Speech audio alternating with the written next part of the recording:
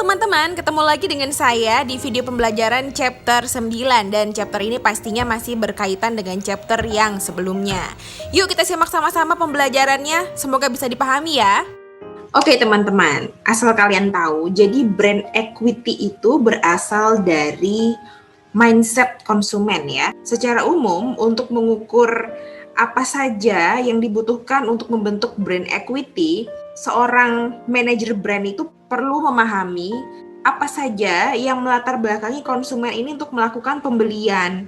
Apa yang melatar belakangi konsumen ini tertarik pada produk, pelayanan, dan juga yang paling penting, apa sih yang konsumen ini ketahui, pikir, dan juga rasakan tentang brand-brand yang setipe dengan brand dia, atau dalam artian pesaingnya. Di sisi lain teman-teman, mengukur brand equity berdasarkan mindset dari konsumen memerlukan aspek-aspek yang begitu banyak ya, yang mencakup brand awareness, brand image, yang bisa membawa kita pada respon konsumen yang berbeda-beda terhadap pembentukan brand equity. Konsumen itu mempunyai pandangan yang begitu luas dan bisa dibilang cukup sulit ya sebenarnya untuk bisa di-capture gitu, untuk bisa ditangkap oleh seorang pemasar. Nah, pada chapter ini kita akan coba untuk mengenal pendekatan secara kualitatif dan juga kuantitatif untuk mengidentifikasi poin-poin apa sih yang kira-kira bisa membentuk brand equity yang ada di benak konsumen. Sebelum masuk lebih dalam, kalian sudah paham kan ya tentang bedanya penelitian kuantitatif dan juga kualitatif? Jadi kalau kualitatif itu biasanya cenderung dilakukan dengan cara brainstorming, wawancara, focus group discussion. Sedangkan kalau kuantitatif itu cenderung dengan cara penghimpunan data yang dilakukan dengan kuesioner gitu ya teman-teman.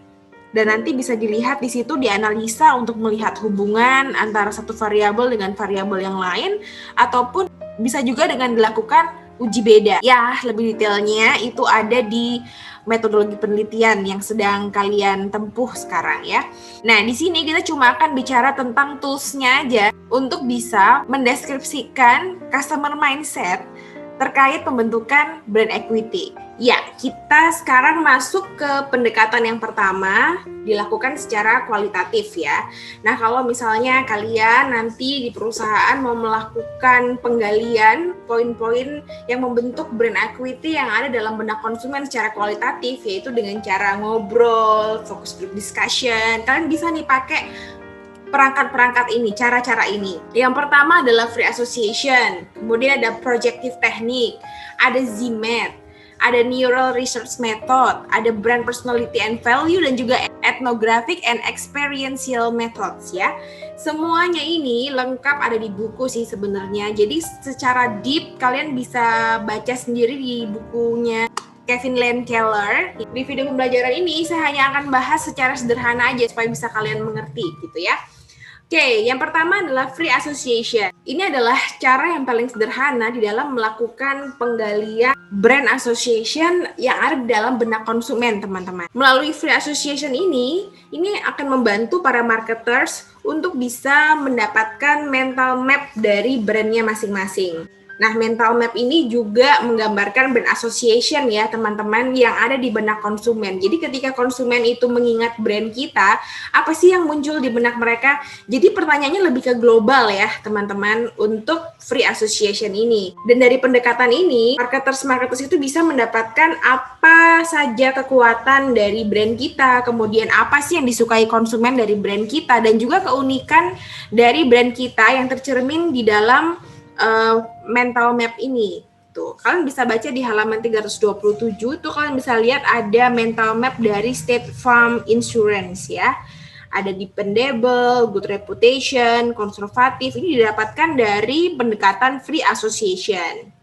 Tapi nggak semua konsumen bisa kita gali dengan menggunakan pendekatan free association, teman-teman. Karena ada beberapa konsumen yang tidak bisa mengekspresikan apa yang mereka rasakan, apa yang mereka pikirkan terkait sesuatu produk ataupun servis dari brand tertentu.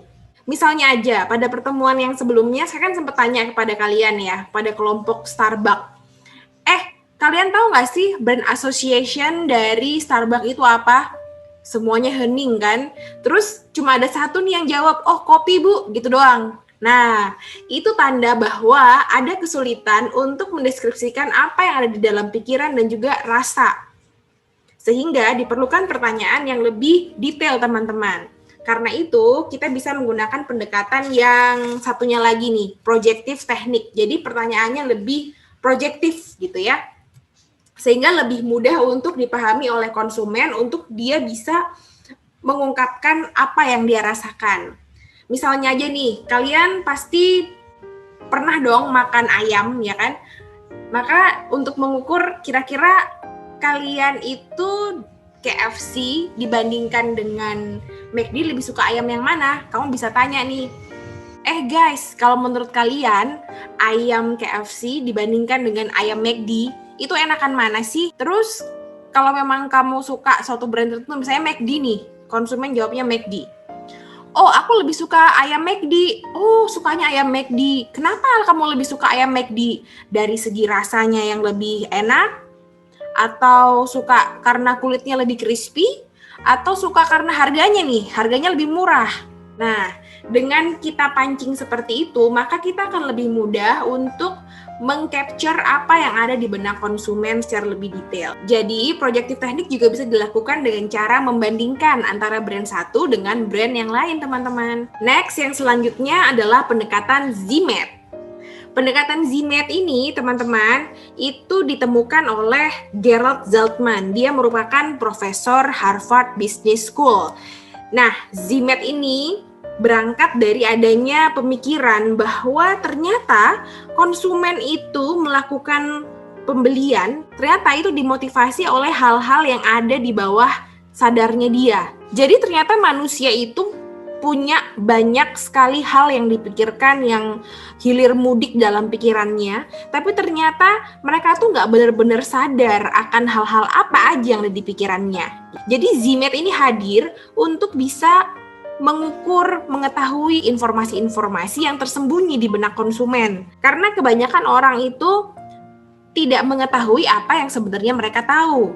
People don't know, they know. Salah satu contoh brand yang menggunakan pendekatan ZMAT itu adalah DuPont, teman-teman. Jadi DuPont ini ya, dia mengumpulkan 20 orang konsumennya yang terpilih yang memang melakukan pembelian pada produk Kosaki DuPont. Nah, mereka ini diberi pertanyaan nih oleh DuPont, kira-kira bagaimana sih pemikiran dan juga perasaan mereka setelah membeli ataupun menggunakan stocking. Nah, ternyata ditemukan hasil yang menyatakan bahwa wanita-wanita ini ya suka dan tidak suka. Tidak sukanya karena mereka merasa menggunakan stocking itu kurang nyaman, tapi di sisi lain stocking itu membuat mereka tampak lebih seksi dan juga elegan. Nah, berdasarkan dengan hal tersebut, maka DuPont mendapatkan masukan sehingga mereka menambahkan unsur seksi lebih banyak di dalam iklannya. Selanjutnya, pendekatan yang berikutnya adalah Neural Research Method. Nah, kalau pendekatan ini teman-teman, ini berusaha untuk mempelajari bagaimana sih respon otak terhadap marketing stimuli terhadap suatu brand tertentu gitu ya. Dan ini pastinya menggunakan alat yang canggih, teknologi yang canggih. Dan dari pendekatan ini itu ditemukan bahwa ternyata keputusan pembelian dari konsumen itu kebanyakan merupakan proses habitual atau proses yang berulang gitu ya, dan banyak yang keputusannya dilakukan di bawah sadar. Siapa brand yang sudah menggunakan metode ini? Metode ini digunakan oleh produsennya Cheetos, teman-teman. Frito-Lay. Dia tuh meng-hire neuromarketing, yaitu neurofocus, untuk mempelajari bagaimana sih respon konsumen itu terhadap Cheetos rasa keju. Selanjutnya, pendekatan yang lain adalah brand personality dan juga nilai. Seperti apa yang sudah pernah kalian pelajari di chapter 2 dari manajemen merek ya, bahwa brand personality itu merupakan karakteristik dari manusia ataupun sifat konsumen yang bisa saja dikaitkan dengan brand. Nah, kalau kalian mau menggunakan pendekatan brand personality and values, ini adalah 5 besar values yang bisa digunakan untuk melakukan penelitian ini terhadap suatu brand tertentu. Yang namanya brand personality tentu saja pendekatannya atau faktor-faktor untuk mengukurnya itu menggunakan kata-kata sifat atau adjektif ya. Yang pertama adalah ketulusan, yang kedua adalah ketertarikan, kemudian kompetensi, kecanggihan, dan juga ketangguhan ya. Oke, ini adalah brand personality scale measure. Jadi ada 5 faktor tadi dengan unsur-unsurnya yang menyertai. Ini ada juga di buku halaman 335 ya.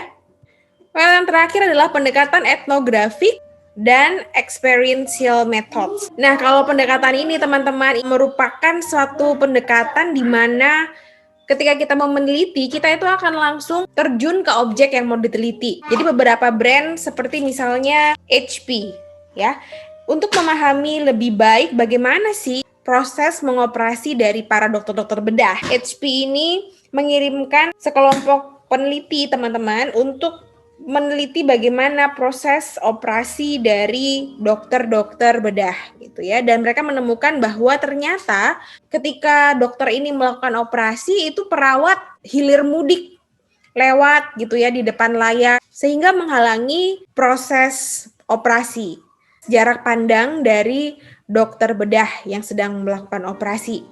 Karena memang si perawat ini harus hilir mudik untuk melakukan tugasnya. Nah, akhirnya dari hasil riset tersebut, HP ini mengeluarkan produk baru, yaitu helm, di mana helmnya ini ada kacamatanya. Itu yang bisa membuat dokter bedah itu fokus pada apa yang dia lakukan, apa yang sedang dioperasi. Nggak cuma HP, Procter & Gamble itu juga izin ke konsumennya untuk menghabiskan waktu dengan mereka di rumahnya konsumennya. Jadi mereka itu kepengen melihat bagaimana konsumen itu benar-benar menggunakan produk mereka dan bagaimana sih produk mereka itu begitu bermanfaat untuk konsumen tersebut. Selain itu, Intel itu juga berusaha untuk memahami bagaimana sih orang-orang itu menggunakan telepon seluler selama mereka itu beraktivitas di kota. Jadi pendekatan ini itu berusaha untuk bisa engage gitu ya dengan kegiatan dari masyarakat, dari konsumen-konsumennya, dari setiap kejadian yang dialami oleh konsumen suatu brand tertentu. Penelitian kualitatif teman-teman lebih cocok untuk memastikan persepsi dari konsumen yang sulit untuk ditemukan, sulit untuk diungkap. Ada juga disadvantage atau kelemahannya, yaitu bahwa jumlah sampel yang kecil itu tidak selalu bisa digeneralisasikan kepada populasi yang jumlahnya besar. Dan melalui penelitian secara kualitatif itu sebenarnya data itu dapat diinterpretasikan ke dalam interpretasi yang begitu general, terlalu luas gitu ya teman-teman, sehingga ya agak sulit untuk ditarik kesimpulan dari hal-hal tersebut. Setelah kita berbicara tentang teknik penelitian secara kualitatif, sekarang kita masuk ke kuantitatif research teknik nih teman-teman. Kalau kalian melakukan penelitian kuantitatif research teknik, kita bisa melakukan beberapa pengukuran. Yang pertama adalah brand awareness, kemudian brand image, brand response, dan juga brand relationship. Saya yakin kalian udah tahu banget ya terkait istilah-istilah ini. Nah, sekarang kita mau pelajari gimana sih cara untuk mengukur tiap-tiap elemen ini. Kita masuk ke yang pertama, brand awareness. Kalau kita berbicara tentang brand awareness ini adalah kemampuan konsumen untuk bisa mengenali atau mengingat suatu brand atau merek tertentu yang diwujudkan dengan kemampuan dari konsumen itu untuk bisa mengidentifikasikan beberapa brand elemen ya. Mulai dari nama brandnya, logo, simbol, karakter, kemudian packaging, sampai ke slogannya, itu juga mereka tahu. Kemampuan konsumen untuk mengenali atau mengingat brand tersebut, itu teman-teman bisa dilihat dari beberapa sisi. Yang pertama adalah brand recognition, kemudian recall, correction for guessing ya. Recognition itu adalah kemampuan konsumen untuk mengenali suatu produk saat mereka melihat produk tersebut. Jadi ini adalah kemampuan mereka untuk melihat produk atau brand tersebut dari berbagai sisi, teman-teman. Untuk melakukan research terkait ini, untuk mengukur kira-kira seberapa jauh sih brand recognition dari konsumen kita, itu bisa dilakukan dengan menampilkan packaging atau desain dari brand dari berbagai macam sisi. Misalnya ditunjukkan dari jarak 5 kaki, kemudian di bawah penerangan lampu berapa watt, packagingnya itu baru terlihat jelas gitu kan. Kemudian face to face konsumen dengan packaging dari brand tersebut. Jadi bisa dilakukan pengukuran berdasarkan dari jarak konsumen dengan packagingnya, dengan brand tersebut, kemudian angle dari berbagai macam angle posisi, dan juga kecepatan konsumen untuk mengenali packaging dari brand tersebut. Ya, yang selanjutnya brand recall. Nah, kalau yang satu ini adalah kemampuan konsumen untuk mengingat nama sebuah merek berdasarkan kategori produknya. Untuk mengukur ini, teman-teman, pemasar itu bisa mengajukan beberapa pertanyaan. Jadi, kalau kita mau mengukur brand recall itu bisa dilihat dari beberapa sisi. Yang pertama bisa dilihat dari atribut produknya atau bisa juga dari kegunaan produknya. Kalau kita mau ukur berdasarkan produk atribut misalnya, maka kita bisa mengajukan pertanyaan ketika kamu berpikir tentang ayam, brand apa sih yang kamu pikirkan? Atau kalau dilihat dari manfaatnya, kamu bisa mengajukan pertanyaan, kalau kamu misalnya melihat produk healthy snack, brand apa sih yang ada di pemikiranmu? Yang pertama itu apa? Kalau di Indonesia mungkin Soy Joy sebagai pelopor. Nah, itu nanti juga diukur seberapa cepat sih konsumen itu bisa menjawab brand tersebut. Yang terakhir adalah correction for guessing atau dikenal dengan top of mind awareness. Jadi ini mengacu pada merek atau produk yang muncul pertama kali di pikiran konsumen waktu mereka memikirkan industri atau kategori tertentu. Kayak misalnya, brand-brand yang ada di bawah ini merupakan bank yang ada di Indonesia. Silahkan jawab iya jika kamu pernah mendengarkan nama brand ini sebelum, atau tidak jika kamu tidak pernah mendengar nama dari brand ini. Terus kamu sebutin tuh nama-nama brandnya. Misalnya ada Mandiri, ada BNI, BCA, CIMB Niaga gitu ya.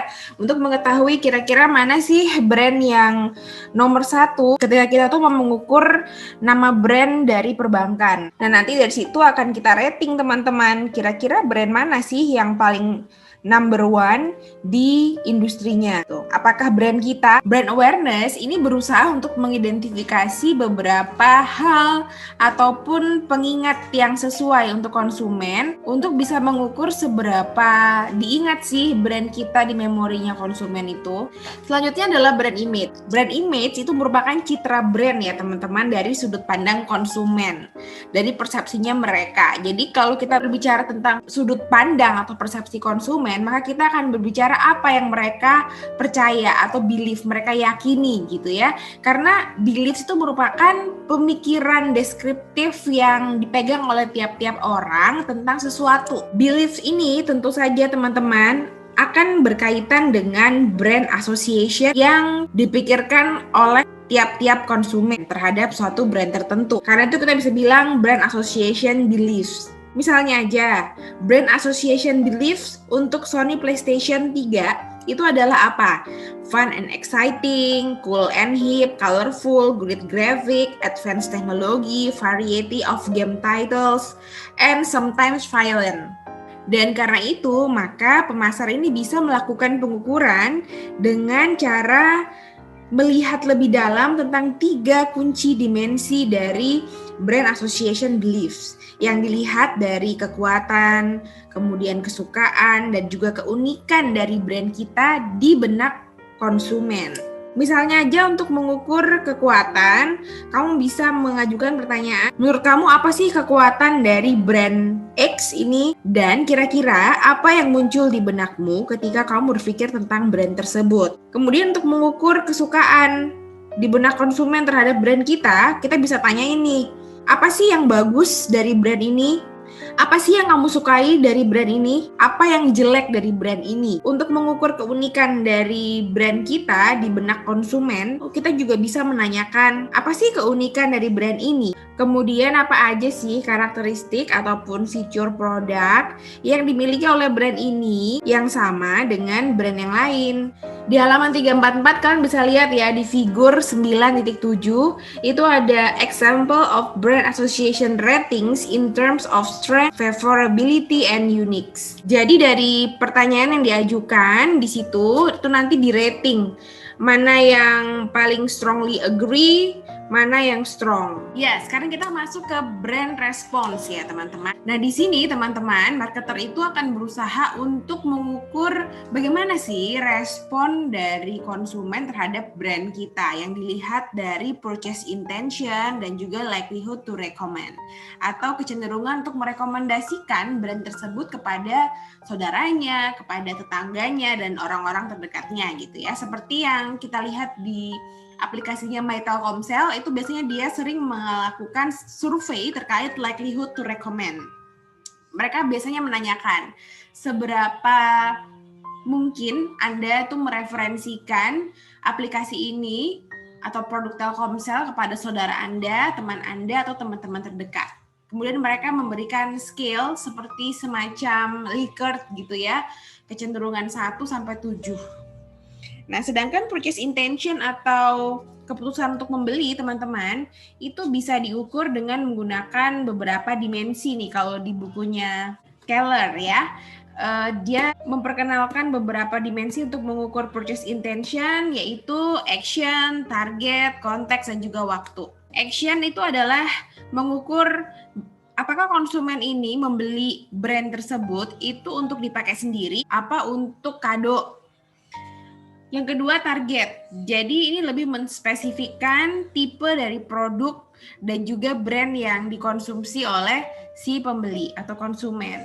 Konteks ini kita mau lihat dia ini, si konsumen ini melakukan pembelian itu karena apa sih? Lebih karena apa? Lebih karena konten dari brandnya, lebih karena dipengaruhi temannya, atau karena harganya, karena promosinya, karena apa?